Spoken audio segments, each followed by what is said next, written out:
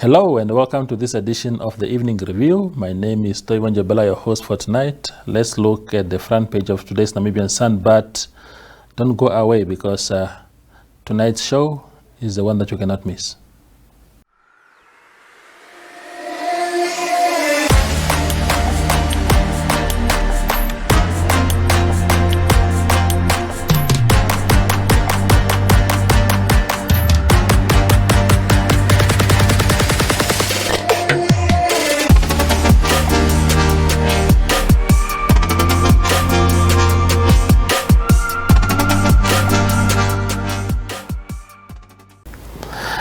In tonight's segment, the viewers have been on my case saying I must bring this man in the studio, Dr. Panduleni Itula. I've been trying since late last year to get him here. He had his own views about appearing on this show, but today he made it to the show. Doctor, welcome to the show. Thank you very much. Yeah. I'm really sorry. I'm not a person of interviews Yes. because what I do is not about me. Yeah, I and it's understand. about the people, and that's why I don't really anticipate entertaining that. We respect that. Thank you. Now, you have been, you know, there's a famous say in Swapo that it is very cold outside Swapo. And you've been outside Swapo for the past 4 weeks now. You were expelled on the 20th of March. How cold do you feel right now? Let's get this misconception out. Yeah. I've never been expelled from Swapo of Namibia, of which I hold a membership and a membership card. Never. And Swapo of Namibia, it's sad when one considers the principles which made us join Swapo and the principles that the people are adhering now.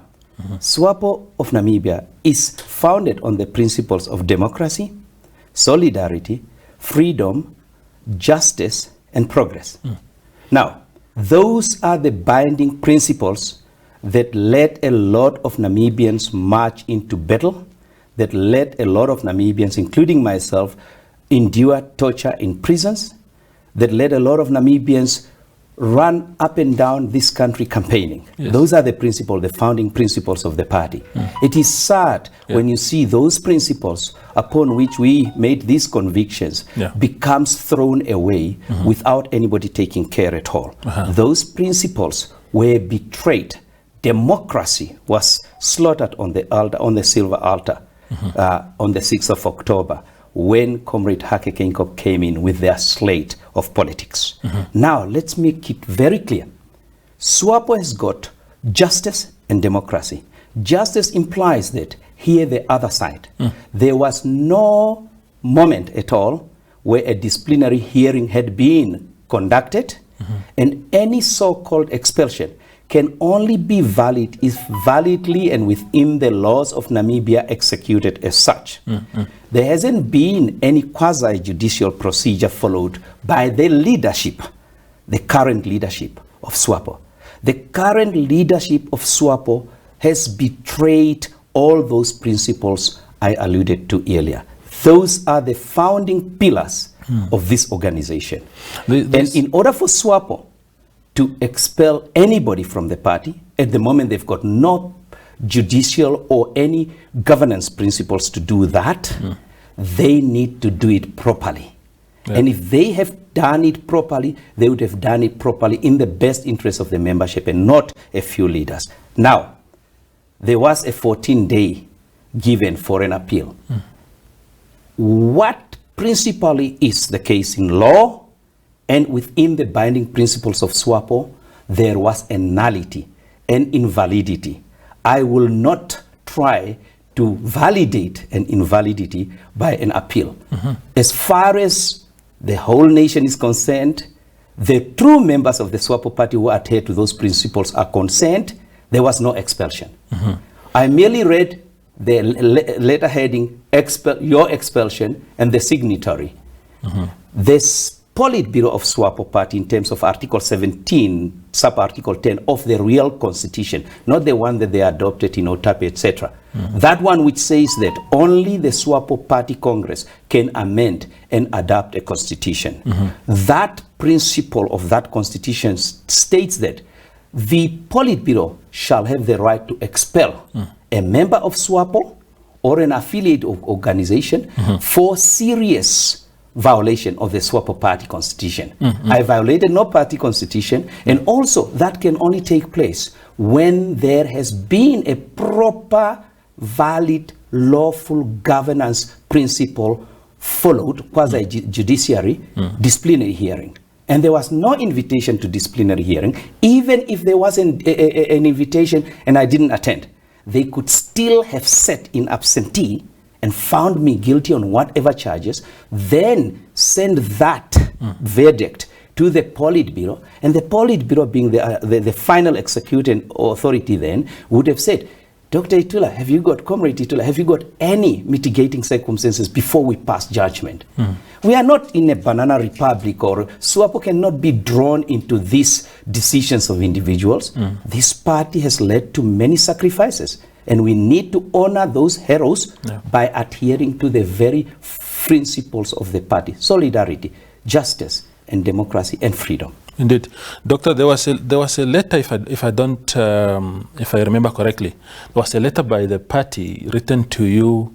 I can't remember the dates prior to the decision to dismiss you or to expel you, saying essentially that you must provide any reasons why you shouldn't. Yes.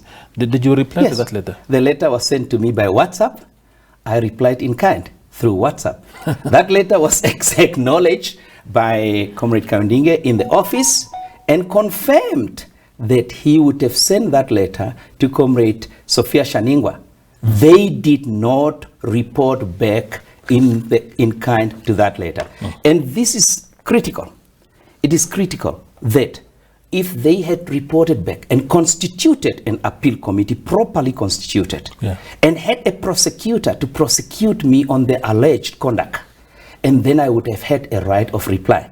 None of that quasi-judicial principles have been followed. And we must understand too, in Article 11, the Swapo party created the disciplinary committee, and its purpose is to institute and to put in operation a code of conduct. Now, I need to be charged on a code of conduct that I violated or a constitution that I violated. I overheard them listing a lot of charges, etc. So they were the judge and the jury. That is not democracy. That is not justice. That's not justice. And if Swapo honestly wants to be true to the Namibian people, it should answer the question. And again, if they cannot even adhere to their own principles, this is the leadership. I'm not talking about the members of Swapo. Many of us members of Swapo and everybody adhere to those principles. It's the principles that we went in the battle for. If they want to lead Swapo to prosperity, they must adhere to those principles. If they can't adhere to those principles and they call the constitution a piece of paper, what do you expect them to do in government? Now, Doc, one of the terms that were being used in relation to your participation in that election of last year, and particularly the outcome of that election, is that you broke a camel's back. That is the term, the phrase being used. And the camel being referred to here is Swapo, which you are saying now you are a good member of the party, a member in good standing as opposed to, but you broke your party's backbone, if you like. And so surely the party has every reason to, so the legalities aside, there are grounds to expel you, isn't it? What are the grounds? First of all, broke the last straw, the last straw that broke the camel's back. Let's get it very, very clearly. There is a misconception that the decision to stand is born out of the divisions brought about by Comrade Hake on the 6th of October when he introduced his slate politics, which resulted in the so-called Harambe team and Team Swapo. Let me assure the public and everybody, it had nothing whatsoever to do whatsoever with Team Swapo or Team Harambe. I was asked by Comrade Helmut Angula, whom I last saw last February during the Atoivo March, during the 2017, whether I would be willing to become his campaign manager, which I did superbly, because if you give me a task to fulfill, I will do it. And as a consequence of that, he managed to visit 12 out of the 14 regions. And when the results of the Congress elections was even made public, I wasn't there. I was at home. And I have never, throughout the independence period, participated in the Swapo Party Congress, never been a delegate. I've never served in any party organ after independence. And there's a misconception that I belong to some form of organ, Politburo, Central Committee, or an executive committee of even a section, the basic unit of the party. I didn't belong to that at all. The last time that I was elected in 1978 with Comrade Marco Hausiku was when I was elected as the Swapo Youth League Secretary for the Windu branch. So, my participation in the elections was nothing to do with Team Swapo and Team Harambee. And none of the members of Team Swapo ever contributed or encouraged me or had discussions with me about my independence. If anything, a lot of them probably had a adverse, no, it shouldn't be told. Okay, I remember mentioning it to one of them, and he said, no way, you can't do that. I can't do that. So, there is a reason why I stood, and that reason is very clear. And it's not linked to any legal issues at all. It's something much more fundamental to that, and I'll make the public know about that at a later stage. The time is not ripe now to do so. But we need also to understand that there is no prohibitive clauses in the Swapo Party Constitution, in the rules providing for the participation of members in elections, and we must understand that the leadership of the Swapo Party is elected by an elitist grouping. The Swapo Party Congress is a delegation of the leaderships of the regions and the various districts. The grassroots participatory democracy does not take place. Doesn't take place in Namibia's political parties, all of them. Not a single one of them was elected on grassroots democracy at all. My participation has got nothing to do with that. Clause 53 of the Swapo Party Rules and Procedures that provides for the automaticity of the party president to assent to the candidacy of the national presidency is contrary to Rule 12 of the Swapo Party Rules, which says that no position in Swapo shall be held by promotion, automaticity, or anything. All positions in Swapo shall be elective. In Article 4C1A2 says that every member of Swapo shall have the right to elect and be elected. These two are conjunctive linked, to elect and to belong, to be elected. And you'll be elected in forums you belong. Now, there is no justification to link that non-automaticity and then the automaticity of ascendance and link it to Article 17 of the Namibian Constitution. Article 17 of the Namibian Constitution says that all citizens shall have the right to participate in peaceful political activities intended to influence the composition and policies of government.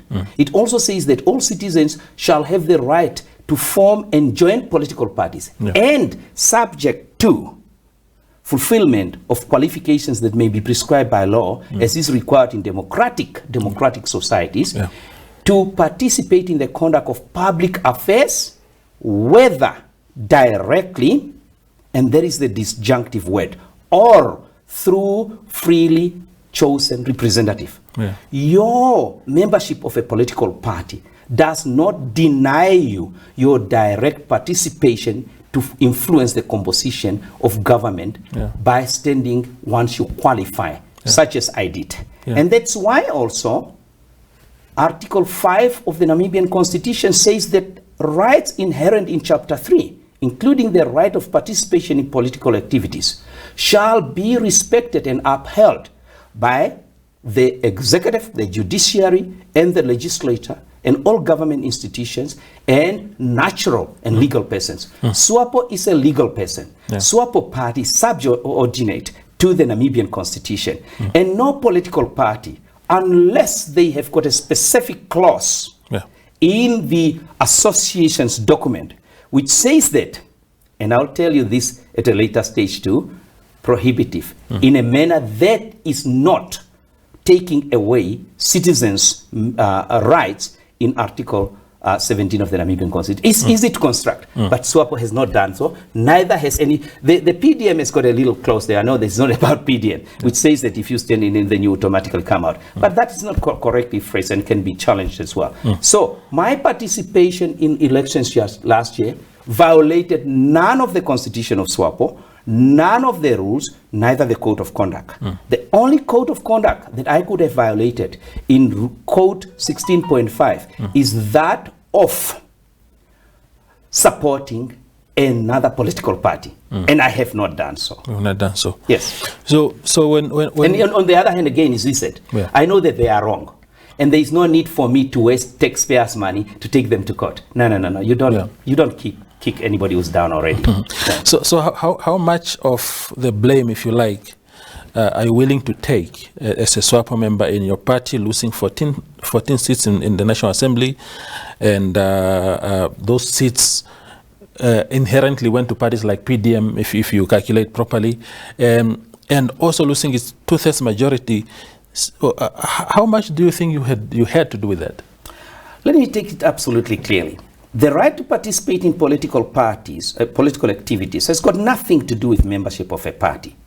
The Namibian people have got an inherent right to vote which political party they will. It's about convictions. It's not about allegiance to a political party. If we carry on voting for allegiance to a political party, then that is going to be dangerous. Let's take it very, very clearly, step by step. The leadership of the Swapo party has turned its back against the people of Namibia. I stood up to try and rescue the people's rights, to say your right to vote is a sacred right. It cost a lot of blood and sacrifices.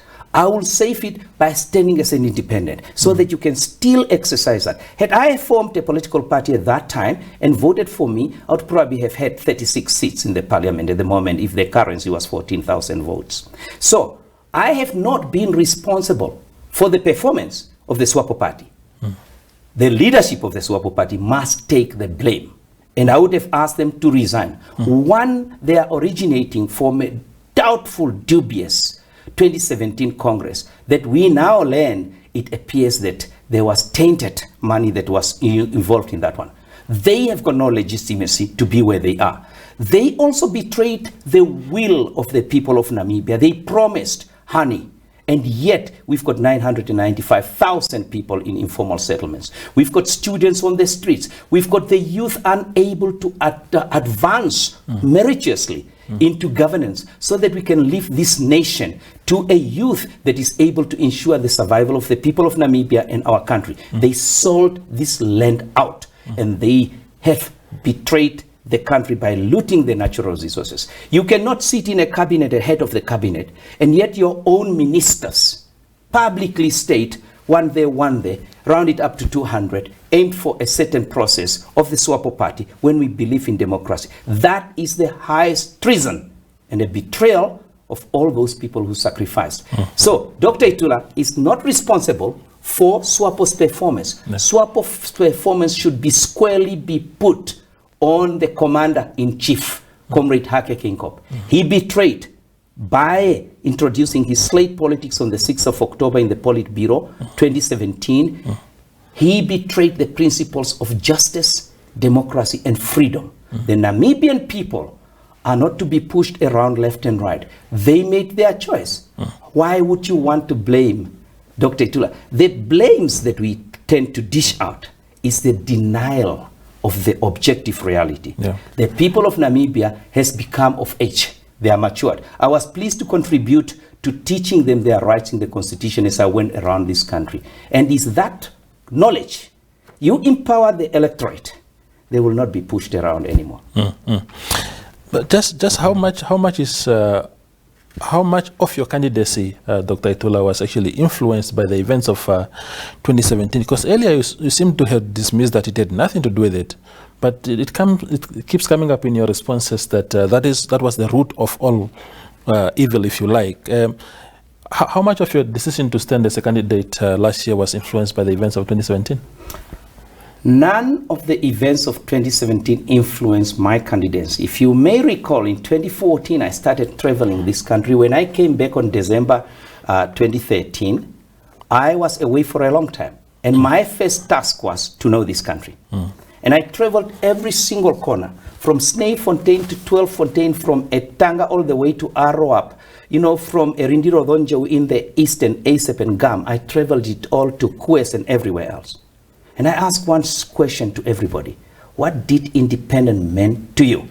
And I had multitudes of answers. It meant a lot of things to other people. That was an incidental training. That I've just gone around. And I walked in informal settlements, and I was asking people, my neighborhood, what is it that is wrong in this country?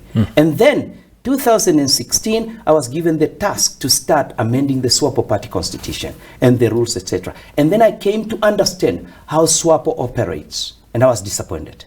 That is not the party that we stood for. What we had yesterday is shocking and tearful, what we've got now.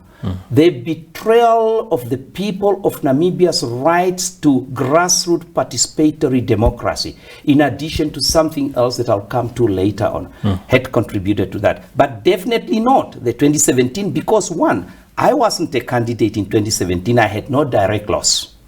I was also not a delegate in 2017 at that Congress. Neither have I been a delegate elsewhere. I wasn't concerned as to who was going to become the president at that. What later on evolved after the fish rod is the knowledge now, which was well after I've already been a candidate in the national elections, what seems to have happened. And any leader that is aware of that, if I was Comrade Hake Kinko, aware of that, even aware that ministers who were sitting in my cabinet were busy with devious proceeds of organized crime or whatever it may be, up to the judiciary to decide, I would have instantly resigned. I've seen people in the world resigning, Margaret Thatcher and the likes of Michael Heseltine, just on a disagreement of where the tender should go, etc. This is much more fundamental to the principles of democracy and justice, the principles upon which so many soldiers of Swapo have marched into battle, the many people tortured, is so fundamental to have protected. And in addition to that, we've got a president that, in terms of Article 30 of the Namibian Constitution, is there to protect the rights of the Namibian people, including my right to participate in democratic activities. So it's got nothing to do with that. It's unfortunate that the president we have in Swapo, if he's at all legitimately elected in 2017, not contrary to the prohibitions in the Code of Conduct that no money should participate in the democratic process of electing leaders in Swapo. If there was money, then they have violated the Code of Conduct, and not Dr. Itula. Not Dr. Itula. Last year, as we marched into that election, if we listened to a lot of your interviews, a lot of your pronouncements at the time, you were so sure of being in State House now, as we by this time. You are seated with me in the studio today. What happened there? And not in a studio in State House. Exactly, yes. The whole nation knows who won these elections. And I can tell you that Comrade President Hake Kinko knows who won these elections. And I can tell you Mr. Muyoro and the ECN knows who won these elections. Yes, I was assured, the people were sure there was a time for change. But just remember that all wars do not have one battle. That was but one of the battles. And we have had a protracted war of independence with many skirmishes, with many battles. I'm not at all disappointed. Neither are the people disappointed. What I want to tell the people of Namibia is this, that yes, the vision is there. There is a bigger light at the end of the tunnel. Don't be distracted what happens alongside the road. It's an essential contributory factor to the eventual victory, so that we can actually harmonize the rights of our people to avoid us being betrayed once again, that the blood of our people being betrayed by a group of elitist people that are there just to feed their bellies. What I was looking at is a situation where the Namibian people truly start enjoying the fruits of our independence, where our resources are shared by our people, that our land is shared by our people, that the likelihood of advancing into government and into entrepreneurship is being available, where we can create opportunities to that. But at the moment, that is not going to take place. It has not taken place. We've got a massive amount of people who are unemployed. At the moment, we had a knife at the throat of our own economy, and we are facing difficult situations now. And I am advising the nation, tighten your belt. What is going to come may well be difficult for us to cope with. That's very scary, Doctor. So, on the 5th of February this year, the Supreme Court delivered its judgment in your application against the use of the EVMs in last year's elections. You were interviewed outside the court right after the judgment was passed, and you told us, Namibians, to rally behind President Hage Geingob, support our president, because he was then declared as sort of the, not sort of, he was actually declared that he's then the president of the country. That was the 5th. Around the 10th, 11th of the same month, which was just 5-6 days later, you made a U-turn. You said, no, you are not going to leave this battle hanging. What happened there? Who talked you out of your initial position? One, I never make U-turns. Neither do I go in reverse. You missed two important words in that statement. Under the circumstances was one word I used. And I used another one, albeit without paper trail. Those were conditional. Those were the critical conditional words in that statement. Under the circumstances, let me take this opportunity to congratulate Comrade Hage Geingob for the victory, albeit without paper trail. What does that mean? Meaning you accept paper trail was a condition of instituting electronic voting systems in Namibia. That was dissected by the minister concerned. The circumstances under which I congratulated him is where the judiciary decided, notwithstanding the absence of the mother, the child still exists. Those were the circumstances. The circumstances of unconstitutionality that our highest court allowed an unconstitutional process to be validated with its outcome. That is a dichotomy that you cannot marry together. And albeit without paper trail. Let's dissect Section 97 of the Electoral Act very carefully. That provision was by Parliament constituted to be implemented in one, not dissected, and also subject to Section 2. The paper trail is the outcome. And it says that where there is a discrepancy between the electronic, we need to understand this. The design of the EVM is such that when you press the button to vote, four things happen. The light comes on, the sound beeps, a pen should make a cross opposite your preferred candidate, and then the next thing, that little thing comes out, the paper, that ballot. And then before it drops, you check that you've actually verified who you voted for, you the voter, and then it drops in. And then the part of the Section 97 Part 4 says that where there is a discrepancy in what is printed out in the EVM and the papers that drop there, the paper count becomes the outcome. There were no paper counts in all the polling booths. There were therefore no outcomes in all the polling booths. And it says in Section 3, and every vote cast is verified through a paper count. There was no verification of every vote that was counted. What we've got is a precedent as an outcome of an acceptance of an election not based on the principles of law.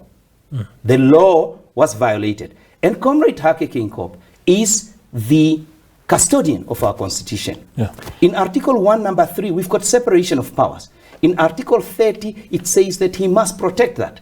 And if I was in his shoes, I wouldn't have accepted that. So my circumstantial congratulation and my asking the Namibian people to respect the office of president is based on the principle respect for dignity in our Article 8 of the Namibian Constitution.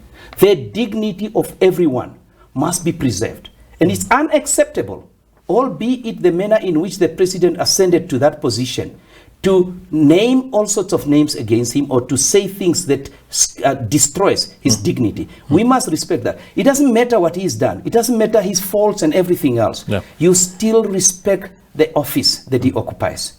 And that is only human to do so. Yeah. I have two more questions, three more questions, Doctor. Okay. One is still related to what we are discussing now. Yeah. What is the status of your application for that judgment to be reviewed? Have you heard from the courts yet? The Supreme Court of Namibia has got a provision to say that where you find that part or a part of their judgment is inaccurate or erroneous, you've got a right to return back and to ask them to review it again. And to do so, you will need to give a substantial application. Yeah. We did that. And we did that on the basis of Article 81. Yeah. And therefore, I was aware of Article 81. My statement outside the court there was also critical. Why? Because during that time, there were soldiers summoned at NBC under the pretext that Dr. Itula is going to mount a whatever in NBC. And I was absolutely dumbfounded. And that's why the reason when I heard it that I said, I'll walk my supporters right back to Katutura where I live to avoid anything taking place. And the extent as to which all the soldiers were at State House and the old State House and the NBC, I thought to myself, what are the perceived ideas in some people's minds about Dr. Itula, notwithstanding his adherence to the basic principle of Namibia, democracy, rule of law, and justice? So, when we applied, we put in our founding papers. The other side gave us their answering affidavits. We put in the replying affidavits. Which was left behind is a trial day. And as soon as we came there, the doors of justice shut in our face.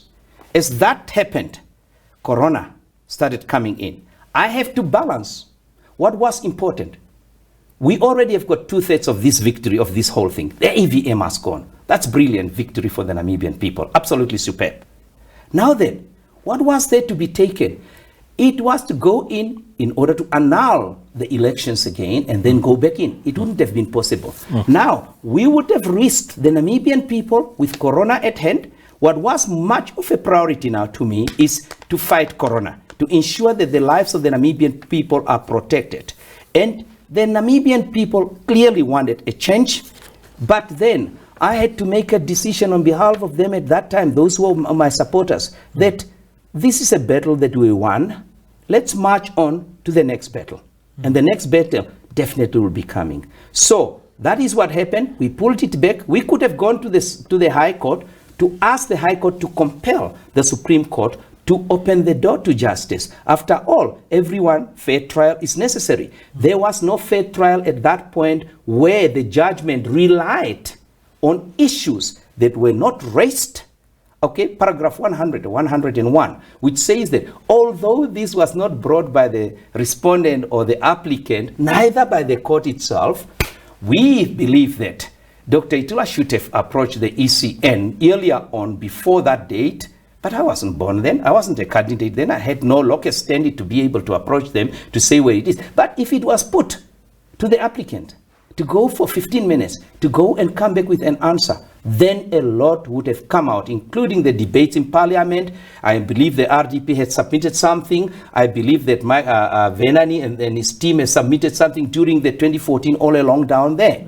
So if the judges had put it to the parties, then a debate would have ensued. It is inappropriate for the judges to rely on a factor not argued, neither raised by any of the applicants or the court, as a means of saying, yeah, because you didn't actually brought it earlier, we'll penalize you for this, we'll give you 2/3. Yeah. It was, above all, give Itula everything, but not a rerun. On whatever creation there is. And I can tell you this, that some of these judges will go on their deathbed and repent. I'm wondering, Dr. Itula, what would have been if, by any chance, you had won that election? and by any chance you were president of this country at the moment, how would you have handled this COVID-19 situation? COVID-19 is not a new thing. We knew about COVID-19 in November. We knew about where it was, except the priorities of some people were misplaced. The whole sort of abstract subjective, how would you have done this, is a little bit tricky. Yeah. At the moment, the manner in which it was brought in has constituted a violation for a lot of things. The regulation itself is not properly drafted. And we must understand also that, I mean, if I say that, I probably need to quote one of them, which actually says that if there is a conflict between a provision in a law and this regulation, the provisions of these regulations prevail. These regulations are supreme to any provision in any law, including the Constitution. And then you look at, for example, the public gatherings prohibition. Public, not private. The whole thing is actually prohibiting things happening outside, in the public, not inside, in your privacy of your home. Yeah. And then it says that, for the purpose of this regulation, a public gathering is a gathering of more than 10 persons for a collective purpose. The purpose is not defined. The purpose is not defined. Collective. So the people coming together mourning publicly outside, not more than 10. But what about inside? And then I saw a conflicting response as well, with due respect to Lieutenant General Inspector General Ndeitunga, who was talking about, in relation to the Swapo Party birthday. I was not there, so I don't know what the truth and the objective truth is. And then what the Minister of Justice said. The Minister of Justice said that the 10 people gathering is related to critical services. It doesn't say that here. And then the Inspector General said that, oh, say a political party coming together, 10 people, as long as they are sitting there and they're self-monitoring, etc. Yeah. These are conflicting, because the Inspector General seems to suggest that the coming together should be of any nature. Yeah. Whereas the Justice Minister is saying it must be in relation to the critical things as well. And then it comes to the sale of alcohol. And in the sale of alcohol in sub-regulation 9, I think, 11, it says that prohibition relating to the sale of alcohol. It says a person may not sell alcohol during the period of lockdown. The word used there is may not. It's not saying must not. It's not peremptory. It's not authoritative. It's discretionary. May not. You may or may not sell it. What are the circumstances in which you may? And at the same time, I was really disheartened that police went to destroy the crates of alcohol of the people. That's private property. But this regulation is in conflict with the right to private property. And that is a breach of that constitution, although it says that where there is a conflict, these ones prevail. What the police could have done, and they should have done so, is tape all those cartons and say, don't open them. We'll come and check again. And on the day when the lockdown is out. So how would I have handled this? First of all, I would have brought together all my experts, all my ministers.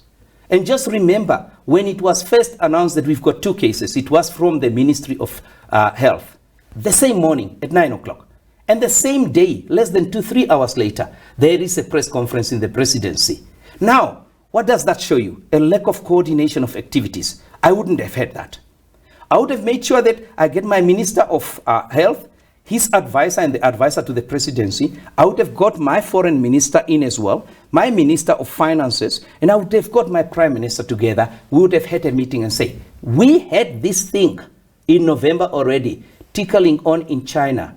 And we allowed the Chinese in January to come back to this country. We even allowed guests to come to see an inauguration. There was the self-interest here and not the public interest that was playing here. The masses of the Namibian people were betrayed. They were not protected. The interest of the Namibian people was not priority here. The manner in which it was organized, we can carry on criticizing it. I don't want to play the blame thing. It is done inappropriately. If he hasn't done it, we would have blamed him at that time as well. The head of state may be congratulated for at least doing it to the best of his ability, whatever that is. You know, I'm not going to give the degree of ability. But then to go on and then to look at Article 1, which says that we have principles on democracy, rule of law, and justice. Link it up with the protection of the Constitution by the President and all the members in Schedule 2, 3, etc. And then you come down to the rule of law. Now, how can we have a president who made a law and who protects the Constitution, of which one of the pillars is rule of law that must be obeyed by all the citizens? How can it be then breached? You cannot, Swapo, they say you don't make your fence and then you break it yourself. Others will break it. But let's not play that. What I want the Namibian people to do is for you to protect yourself, your children and your family, your neighbors in your communities, and the nation at large. Let them break their own laws, because the enforcers of the law will be there. But let's remember, these people don't respect the laws. That's what's happened to people with dictatorial tendencies. With all due respect to the office of the presidency, yes, we learned a lesson. Everything happened for a reason, and we learned this lesson. In the future, the disaster forces will be better prepared, and we need to learn from it. But we shouldn't blame for the sake of it. We must blame in order to actually criticize constructively, so that eventually in the due course we'll come up with something better. Indeed. The final question, Doctor, is a lot of people called you a circumstantial politician because of the manner in which you sprang onto the political scene. But you are also the politician that, the circumstantial politician, if you like, that broke his own party's camel back. Now, what is the future for you? Are you going to continue participating in the political activities, or do you think you've run your race? It's nothing about Itula. It's the people of Namibia. The people of Namibia brought me where I am. Let's not forget them. This approach to the individual politician is wrong. It is the people that needs to be looked after. It's the people that decided, yes, you can. We need to understand also this, that if the tree that has been in existence for a long time doesn't want to bear the fruits anymore, we need to take a sprout from there. Go and plant it there. We don't need to leave mommy and daddy's house. We can be in the same yard and plant it out there, and it will grow. That is what the Namibian people will dictate. Whether we get them on a train to prosperity, which they themselves will design, which does not take into consideration their genetic makeups, because the genes of any individual does not make your political convictions. It's the environment that molds you. It's the environment that instigates people to go and come up in a situation where you are looking for a change, for an alternative to the status quo. The Namibian people have been crying out for a considerable period of time that enough is enough. And I'm going to call upon all the Namibian people. Soon, when you keep your eyes on the horizon, something will arise. And that's something that is arising. I'm asking you to reach out and grab it, because it will be the savior for our predicament. It will be something that belongs to you. We need to thank everybody for building the foundation, but you must be the bricklayers of the walls that will protect this country and its future generations. If you could only pick up a brick alongside that movement of change, the phenomenon for change was critical from a top downwards to clean up everything else from there to the bottom. There will be another phenomenon. This one will be one that the patriots of this nation will have to take up the bricks themselves and build it. I'm still prepared to be that. Circumstances have not changed yet. The circumstances that prevailed then are continuing. The suffering of the students, the suffering of the youth, the informal settlements, the lack of sanitation, toilets, water and electricity, the long distances that our people have to travel in order to get health, the lack of meds, the circumstances have not changed. The circumstances have just been enhanced. And until those circumstances has been removed, and on this occasion, not by the present administration, but the people going to follow this new phenomenon for change that is on the horizon. Keep your eyes open, it will be coming. And that will be, for the first time, that Namibians, irrespective of where you come from, will come together. Irrespective whether you belong to a political party, they will come into this unity for the prosperity of generations now and in the future. Dr. Itula, thank you very much for coming. Thank you very much indeed. Appreciate it. Thank you. That was Dr. Itula, the former independent candidate in the 2019 election, speaking to us on a variety of topics that we've just heard him unpack. I hope you enjoy the interview. Good night. Thank you.